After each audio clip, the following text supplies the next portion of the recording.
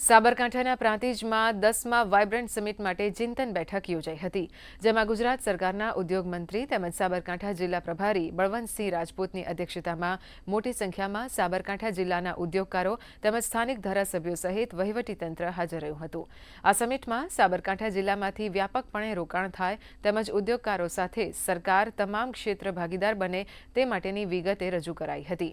સાથે જ પ્રાંતિજ ખાતે સ્વચ્છતા પખવાડિયા અંતર્ગત ઉદ્યોગ મંત્રી બળવંતસિંહ રાજપૂત સહિત લોકસભા સાંસદ શોભના બારૈયા તેમજ રાજ્યસભા સાંસદ રમીલાબેન બારાએ સ્થાનિક કક્ષાએ સફાઈ અભિયાનમાં ભાગ લીધો હતો. 33% આપણે નિકાસ કરીએ છીએ, 18% ઉત્પાદન કરીએ છીએ અને જીડીપીમાં 8.2 આજે આપણે આપી રહ્યા છે. આવનાર સમયમાં એ સ્થિતિ કેવી રીતે મજબૂત થાય અને દુનિયામાં જે 21મી સદી છે, ભારત આજે ચોથી મહાસત્તા બની ચૂક્યું છે અને ત્રીજી મહાસત્તા જ્યારે બનવાનું છે. 2047નો મેપ જ્યારે ભારતનો અને ગુજરાત પહેલું એક રાજ્ય છે કે જેને પોતાનો પણ તૈયાર કરી દીધો છે.